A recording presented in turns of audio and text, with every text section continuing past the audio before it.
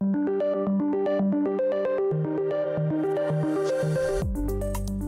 is the Brave New Coin Crypto Conversation, hosted by Andy Pickering. Hi everyone, Andy Pickering here. I'm your host and welcome to the Crypto Conversation, a Brave New Coin podcast where we talk to the people building the future in the Bitcoin, blockchain and cryptocurrency space. My guests today are Jessica Manins and Anton Mitchell. I believe Jessica and Anton are co-founders of Beyond Studio, which is a VR and social gaming studio based here in Wellington, New Zealand. Always a pleasure to talk to fellow Kiwis in the metaverse slash blockchain slash crypto slash NFTs space. Welcome, Jessica and Anton, to the show. Kia ora, Andy. Lovely to be here. Thank you. Thanks for having us, Andy. Yes, look, hey, it's a pleasure, guys. So, look, I mean, I'll just come out and say that I suppose the reason that you guys are on my radar, if you like, and the reason I thought it'd be fun to do a podcast with you guys is obviously for the last, I don't know how long it's been, but a little while, I imagine you guys have been the VR, the virtual reality studio, putting the virtual gloss, if you like, on the burrows, which of course are where it's the metaverse environments to the Flufworld ecosystem, which of course is, I think most people listening to this will be aware, but of course Fluffs are an Auckland-based, also Kiwi NFT project. And yeah, the kind of the exciting reveal happened over the weekend. But look, so that's part of what we're going to talk about today, but there's lots more as well. So look, let's start at the beginning. If you guys could both just, briefly introduce yourselves and let's learn a bit about the lead up to Beyond and what Beyond is. Yeah, fantastic. So I guess, we've been working together in virtual reality for about 5 years now, Anton and I. But my history is actually film and theatre originally. So I studied film and was in the theatre industry for quite a long time before moving into entertainment tech, creative technology, and then kind of some other bits and pieces in between, a lot of travel, and a few startups under me. And then met Anton at a previous company I started called Project R, which was a research and development hub for people working in the virtual and augmented reality industry. And, that's where Anton had his company kind of moved in. Yeah, and I come from a development, web app development background, and sort of 5-6 years ago, started seeing what was coming out in terms of mobile augmented reality and virtual reality. Still in its very, very early days, and jumped feet first into that. Founded our first company, Mixed, which was creating a range of the AR and VR projects for companies. And then met Jessica, and we, over a period of time, founded Beyond and started making super rad VR games. Awesome. And well, speaking of super rad VR games, so obviously you guys are working with the Fluff team at the moment, but I know you've worked with some previous other people that are also quite high profile in their own right. I guess I'm like thinking of people like Weta Workshop in Wellington, where you guys are. Is that right?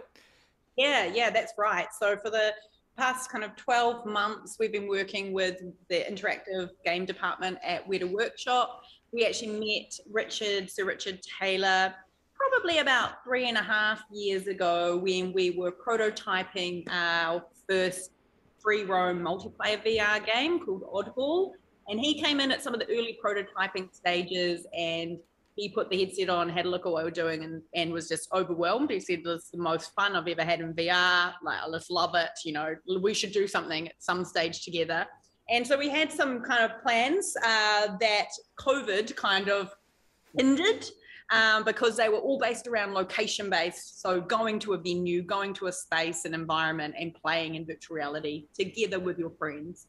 And so we did a little bit of a, not so much pivot, but a little rework of what our plans were, and started building a consumer quest game called Combinauts. And that's just at the end of development. So we have, you know, one of our team has still been finishing that off, and we'll be submitting that, and hopefully it'll be on a store soon for you to be able to play. So yeah, that's been a really fantastic relationship, and awesome to be able to collaborate with another Kiwi company. I mean, for us, that's a amazing thing now to be onto another, you know, working with the Fluff team, to be 2 Kiwi teams again, and not just 2, there's many in that ecosystem, you know, around. That's right.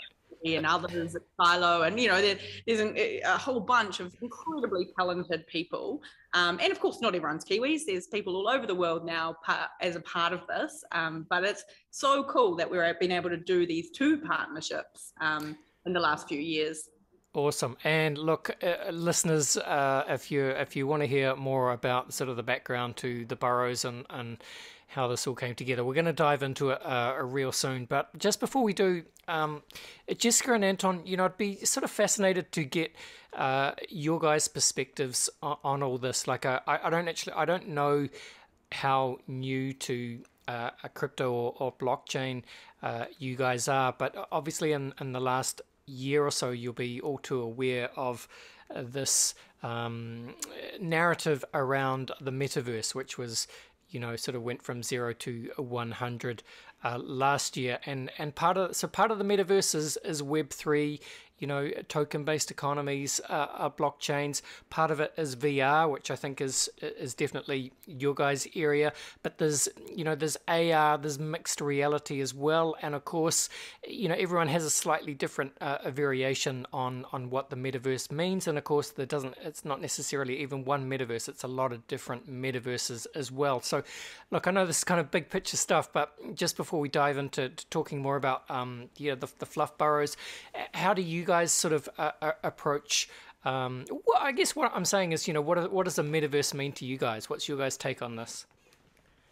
Yeah, I mean, well, firstly, yes, we've been doing this for a while, and so, you know, we even hosted Neil Stevenson. I ran a big conference in Wellington, and he was our keynote speaker alongside Greg Broadmoor from Weta. Nice. As you know, he coined the phrase. So Yes. It's been something that isn't new to us in the VR and AR sense. So, you know, we don't come from a Web3 background. So for us, it's, I guess, well, for me, it's really fascinating seeing how these have come together and how people are now really seeing this democratization and ownership being a part of the metaverse. You know, I don't know what you think, Anton. Yeah, I thought it's sort of similar. So I think, you know, for the traditional, the metaverse is one place. It's and it's not even really one place. It's like calling the internets the internets. It's going to be, you know, the metaverse is going to be made up of a range of hardware, experiences, and technology. But I think what's really crossing that bridge now is using Web3 technology to facilitate ownership and payments, and all of the stuff in between that with smart contracts. That's really going to be what drives the metaverse forward in terms of the economy of it. But yeah, this ability to be able to be in these virtual worlds together, being social, doing, whether it's work, play, you know, all of this, it's really, to me, it's the future of our digital selves, our avatars, our game, our work life. You know, that's where I see it going, and we're just a small part of that, and creating kind of more like meta spaces, you know, that will make up one of many in the metaverse. Yeah, that makes sense. Well, maybe then we can start to use the Flufworld Burrows as I don't know, as a use case, or as a test example of kind of what we're talking about, and hopefully by doing that, you know, we'll be able to tease out a little bit of their capabilities from you guys. I know you guys will be hesitant to share too much, and I totally respect that. But of course, people are fascinated, and I suppose just to set the context here then, so it was really just over the course of the last week or so that the Flufworld Burrows revealed themselves. So I suppose at a high level, anyone owning a Flufworld rabbit or bunny or fluff was able to mint a den, and then depending on, who knows, a range of esoteric factors, perhaps based on the traits that belong to that particular fluff, your burrow could reveal as either a den, a suite, a high roller, or if you were super lucky at the high end, I believe there were 500 Snoop Dogg burrows. So yeah, I mean, do you guys want to kind of talk to the, you know, how the den and the suite and the high roller, how it all came together? What was your role in kind of building these out? You know, I understand there were the kind of concept designers as well, and presumably there was a brief came from the Fluff team to begin. You know, how what was the kind of process in building these? Yeah, so we can't go into too much detail around obviously how the burrows were assigned to people. But yes, you're right. It was to do with traits that are in the actual fluff that you own. In terms of how it came together, we obviously linked up with the non-fungible lab team. They had a very rough sort of outline as to how they saw this universe looking. We then went away and created a whole pile of concepts. So we designed and built the whole ecosystem.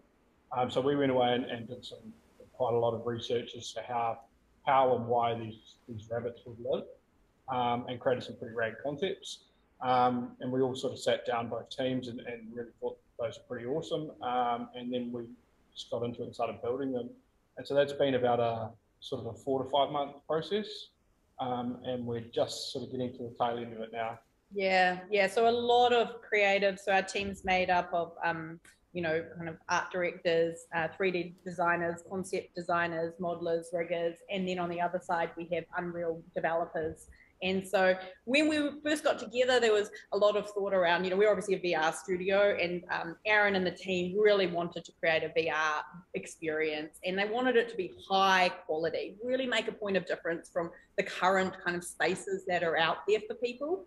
And I think that was really exciting for us because we had just been making a Quest game, and we're really excited to move into PC VR, where we can have much higher quality content, beautiful, rich worlds.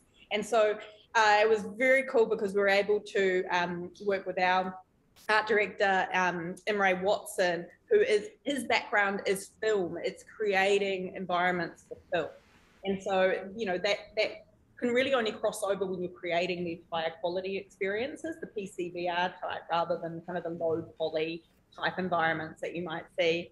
And so, you know, building this rich environment based on, you know, what the Fluff world have created with their lore, you know, how they saw these fluffs and what they kind of, you know, characters they were, what they love, where they'd want to hang out, what they're passionate about, you know, music obviously being, you know, a vital part of that. And then, you know, so starting with ideas, concepts, drawings, then, and then moving into development. We've obviously, as you know, doing a mobile version first. And that was really so we could get it in the hands of most people who own a fluff. We wanted it to be as accessible in this first stage as possible. So everyone who, you know, ideally doesn't have a really old phone, if you do, I suggest upgrading a little bit so that you can have that fluff and experience that environment on a mobile phone, and then, you know, move on from there into VR.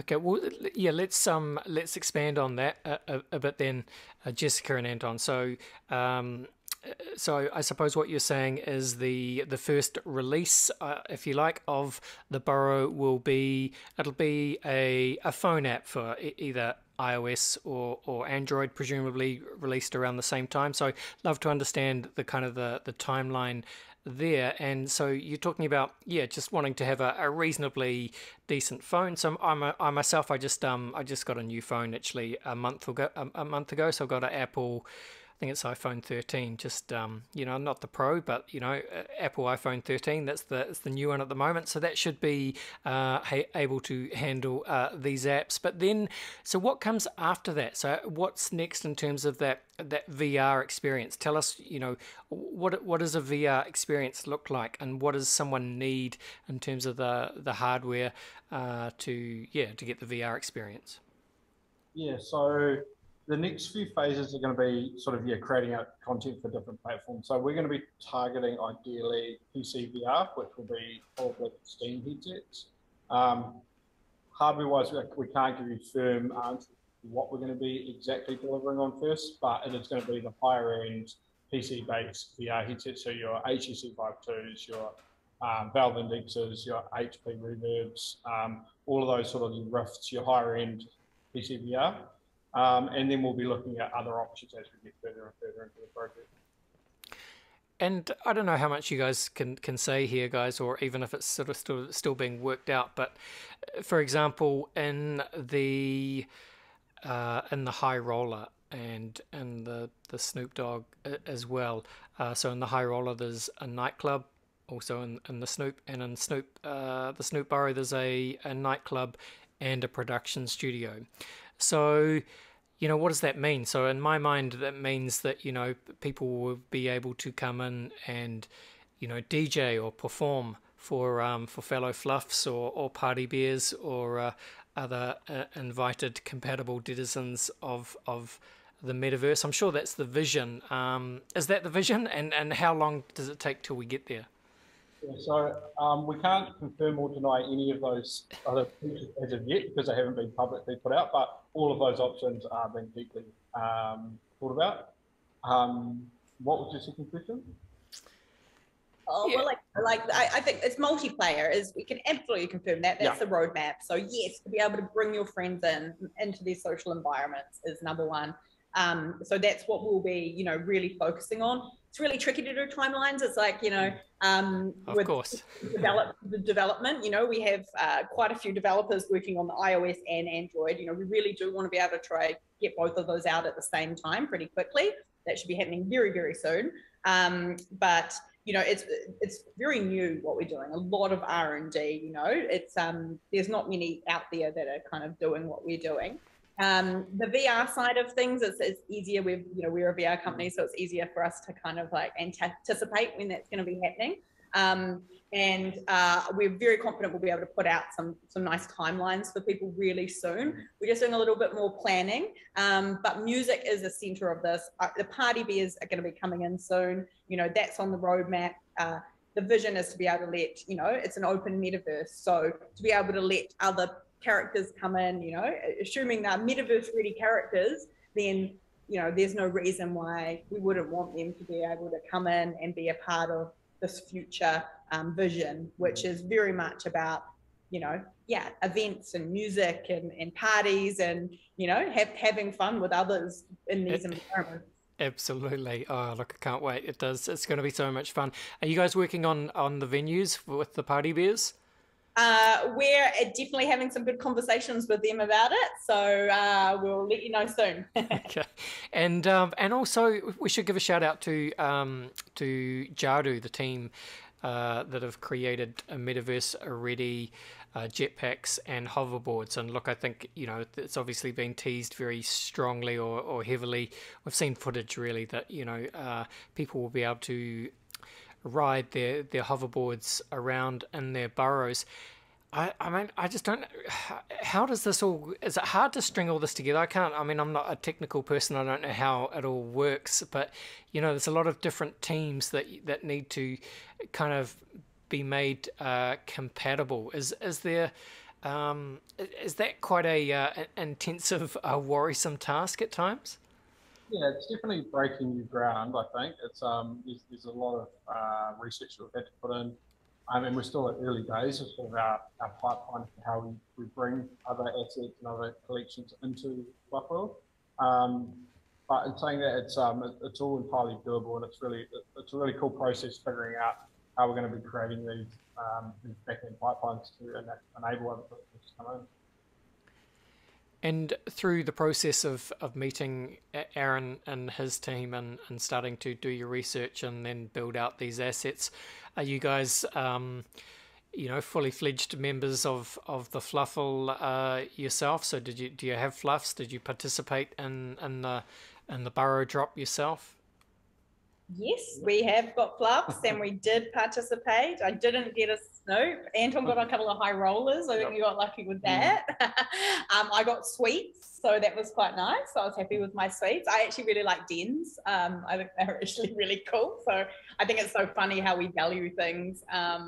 You know, because sometimes like people's personal preference might be actually maybe you might not want lots and lots of people over, and maybe you quite enjoy the den life. And who knows, there might be hidden doors in the dens. Nobody really knows yet.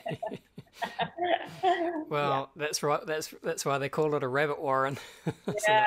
It's been so much fun working with that. You know, that vision that Aaron and Alex, Jesse, Brooke, you know, all have.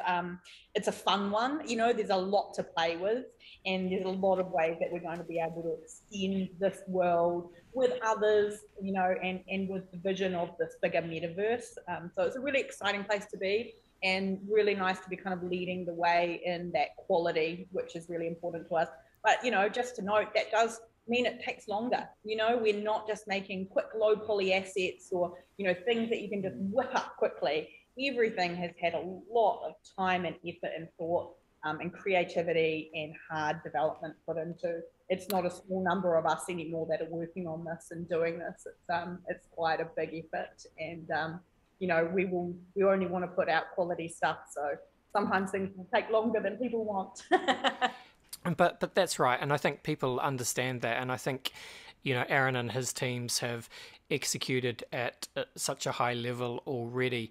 You know, people are now kind of, they're invested and they're on board for the ride. And I think he's talked about this. I'm sure you guys talk about it as well. But I think from, you know, one of Aaron's philosophies is, you know, you create the character, or you start with the lore, then you create the characters, and then you go from there, and the actual metaverse environments, they come last, which is kind of flipping on its head the model that other, I'm thinking of, like, you know, Decentraland, places like that, they've gone the other way. But it just means that Decentraland, I mean, it's cool, it's great, it's fun if there's an actual event happening, but otherwise it can just be a very empty 3D metaverse environment. But yeah, Aaron's philosophy has kind of been to flip that on its head, if that makes sense. Absolutely, yeah. Like, we don't want empty spaces. You know, it's we want, you know, rich, full environment with lots of fun to have with friends. Well, let's just start to finish this off, this part of the podcast, guys. You know, I know it's hard to put timelines, etc., on this, but are you sort of saying that this is just an ongoing project for you guys? It's kind of a partnership at this point, and this will be something that you work on for the months ahead as the Burrows and Fluff metagame, if you like, starts to come to life. Yeah, absolutely. This is our big partnership now. You know, we're fully invested in it. It's as much, you know, the Burrows are, you know, together. We've done this together, and you know, we're not a services company, which is really not. You know, we went out from that a few years ago to really just focus on creating, you know, creating our own things and content and IP, and really believe in the power of you know, what we can do here in New Zealand in particular, in the creative tech sector. So, you know, the mobile app, yeah, you know, it's going to be up in the next couple of weeks. You're going to see that. You're going to be able to jump in. And then as soon as we can give you some timelines around, you know, multiplayer, the other, you know, collections that we've promised will be coming in, that work's already underway. Art for the, you know, the great tree, which you get a view from and balcony if you're lucky enough. That's the next big phase. There's a lot of work to do around that. And then, yeah, building the technology to support, you know, cross-platform is, you know, going to take us some time. So yeah, I don't think there'll be much of our attention elsewhere.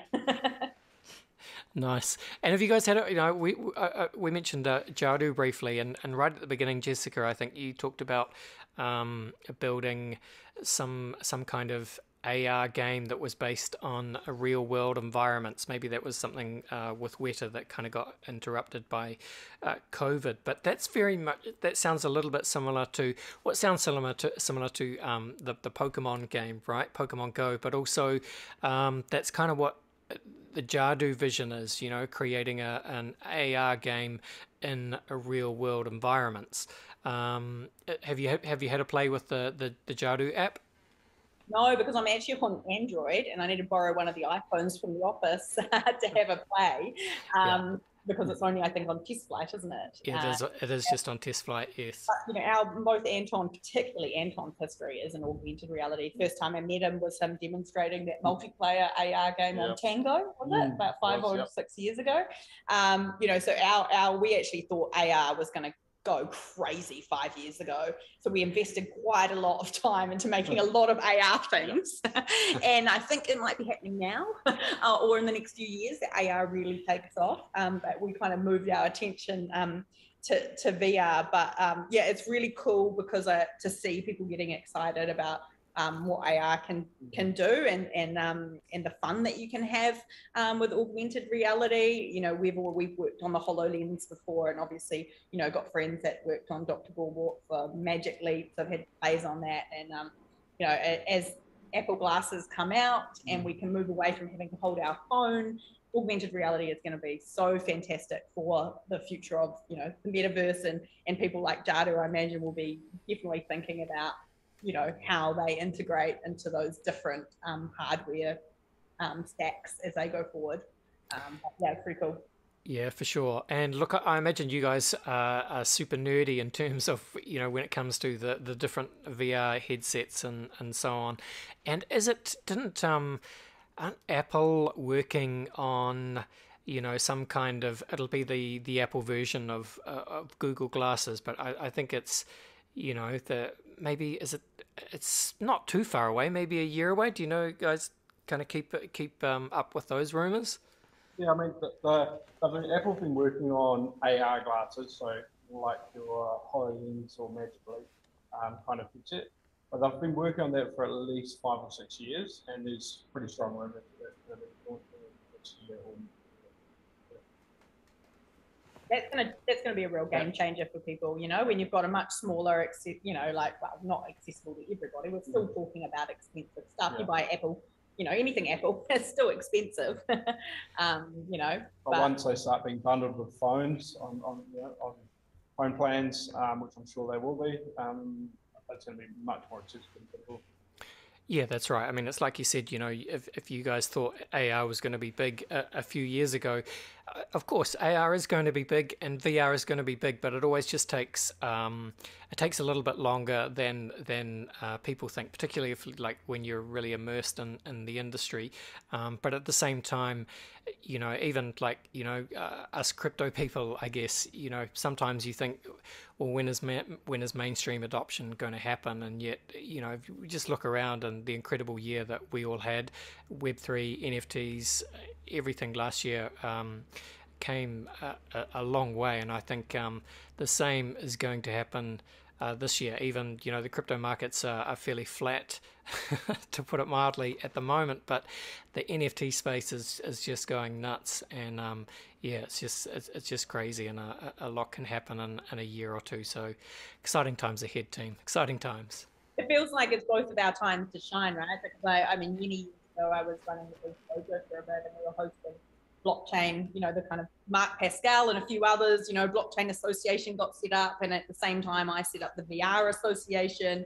So, you know, there was kind of this, you know, the two groups. I actually met Aaron on a startup weekend where he was there representing centrality and blockchain, and I was there representing mixed and VR. And, you know, it's now so interesting seeing that 5 years later, both kind of those two sectors, you know, have really just taken off this year, and then combining, which is really cool. Awesome. All right, well, let's go to a quick break, team, and then we will come back. We'll have some fun. We'll finish off with the very famous Crypto Conversation Hot Take Round. For crypto indices and benchmarking, Brave New Coin's powerful indexing engine can calculate high-frequency intraday and end-of-day indices for a wide range of index products. Brave New Coin's custom indices team delivers experienced consultancy, premium data, and trusted calculation. Contact BNC today to find out more. All right, we're back, and I'm with Jessica Manins and Anton Mitchell. Jessica and Anton, co-founders at Beyond Studio, a VR studio here in Wellington, New Zealand. And, well, Jessica and Anton, I like to finish each podcast with a very quick round of rapid-fire crypto conversation hot takes. Are you up for it? Oh, I don't know. Are we allowed to say no? Yes, of course, go for it. We won't be very good at it, though. All right, just quick, snappy answers, hot take style, guys. There's no right or wrong way to do this, just a bit of fun. But yeah, be interested to see what you guys have to say. Maybe we'll just kind of take it in turns. So I'll direct the question. I'm not sure if this is appropriate to you guys or not, but let's give it a go. Anton, where would you say that you sit on the Bitcoin maximalist to multi-coin opportunist spectrum? Somewhere in the middle. Hey, that is a very valid answer. All right, Jessica, what would you say is your firmest conviction crypto opinion? NFTs are awesome. Yes, the only right answer today. All right, Anton, look, Bill Gates famously said that we tend to overestimate what we can accomplish in 2 years and underestimate what we can accomplish in 10. You guys will be very familiar with this concept, but look, whatever you like, but let's say VR, what does it look like in 10 years' time? Oh, that's a good question. I think what it looks like in 10 years' time will be AR and VR will converge into one technology. So you have one headset, it'll feed you all of your media, and that'll be it. And it can do AR and VR, either or. That's what I think. Awesome. One of the criticisms of VR is that, people get, they get motion sick or helmet fatigue, whatever you call it. Is that a thing, and does that get resolved? Yeah, it's definitely a thing. A lot of it can come down to how you develop your product. So you have to hit consistently high frame rates, otherwise you start getting eye strain. Also, in regards to movement, you've got to take a lot of precautions as to how you move characters around the world. Because if the movement doesn't match your inner ear, you're going to get sick. Yeah, nice, makes sense. All right, well, Jessica, William Gibson, sci-fi author, said that the future is already here, it's just not evenly distributed. Can you think of an example of the future being here right now, but most people just aren't really aware of it? Yes, I mean, this whole fluff ecosystem that's going on right now, you only have to follow Aaron and you will be in the future here now. Yeah, that is exactly right. All right, time to get weird, time to zoom out just for a second, team. What do you guys see as the long-term future for the human race? You can jointly answer. Do we see dystopia or utopia? I think some of us will be on Mars. I even dreamt that last night, actually. Some of us packed up for Mars. We're going to be living in a very different world, and I'm not sure it's going to be utopia. Yeah, I tend to agree. There's always a little bit of a mix of both, a push and pull, if you like. But yeah, it's good to be optimistic on the long term, even if the present day doesn't always give you too much confidence. But look, let's keep it moving. Again, finally, we'll hear from both of you. What is your favorite science fiction book, film, TV show, or universe? I like Stranger Things. Yes. For me, probably like Ex Machina, a movie. That's probably top for me. Yep. Oh, nice. No, Ex Machina, that is a fantastic movie. And I don't know if anyone's ever said Stranger Things before, Jessica, but Stranger Things is just awesome. I love Stranger Things. You have to add Black Mirror as well. Yeah, Black Mirror is pretty spot on a lot of the time. For sure. Awesome. All right. This has been a lot of fun, guys. I don't know if we've managed to squeeze any real alpha out of you in terms of the roadmap for Flufworld Burrows, but that's okay. We're really just here today to learn more about you guys, the team behind the burrows. Let's start to close this out. Look, just give us any final thoughts, please. Tell the people where they can go to follow you guys on Twitter or wherever you're at, and where they should go to learn more about what you guys are doing at Beyond. And I suppose for anyone that's really been listening to this and maybe they're new to Flufworld and Burrows, what's the easiest way people can kind of get a glimpse at some of the renders and the video teasers and all that good stuff that you guys have put out? So our social is Beyond VR Games. So that'll be across all of our social media, Beyond VR Games. LinkedIn, we have a really good article that goes into behind the scenes of how we've created the burrows. So the creative and particularly the creative side, less on the technology. We might do some more of that once we get the app out. I think it'd be really good to jump onto our Twitter. There you can just scroll down, you'll be able to see all of the renders that we've done. They're all PC VR renders, so that's that really beautiful high quality experience that we'll be doing for VR, but it's a really, so we love them, and it's a really nice way to get a glimpse of what we've created. And then we're going to be in Discord as well. You'll see myself, Anton, or our community manager Anastasia in there. There'll be a Burrows channel, so if you're a Burrow owner and you want to, or not, or you're curious, you'll be able to jump in and take part in that community. It's a really awesome community. It's very supportive. I think if you're new to this, like we were, we're new to NFT world. It's a really nice way to be inducted into what's going on and feel a part of something. Where else, Anton? No, I think I covered it, yeah. Awesome. All right. Hey, this was fun. Thanks very much, team. All the best. And look, all the best for an incredible year ahead. You guys have got to, put your tails down and get to work. Lots to do, I'm sure. But I can't wait to see how it all rolls out. It's going to be a fun one. Thank you. Really lovely to talk to you. Thanks, Amy. All right, there you go. That was Jessica and Anton from Beyond. They built the Fluf Burrows, which revealed last week. I forgot to really talk about the reveal process, but it's if you're an NFT person and you buy NFTs, you'll be all too familiar with the kind of that intense period of speculation, anxiety, and anticipation. That is, the period sort of after mint, but before a reveal.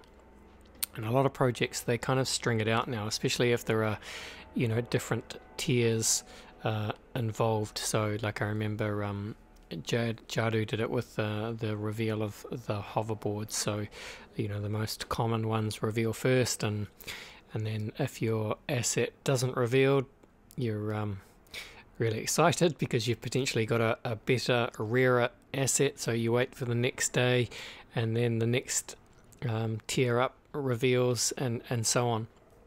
And so that was certainly the case with the Flufworld Burrows. So the den revealed first, and then the suites revealed after that, and then I think there was a wait of, it might have been like probably a 48-hour wait, but yeah, like I had an unrevealed burrow, so, and of course a lot of other people did as well, but it's just difficult to describe that combination of excitement, anticipation, and anxiety as to whether something will go wrong or whether you could have a super rare asset. I got a high roller, which I was very happy about, very pleased to get that, and I mean, it's just early days, so we're going to have to see how the Beyond team can build out this metaverse for the Flufworld Rabbits this year. But can't wait to do some DJing in my high roller. That'll be fun. All right, I hope that made sense to people. If not, well, you got to get into NFTs.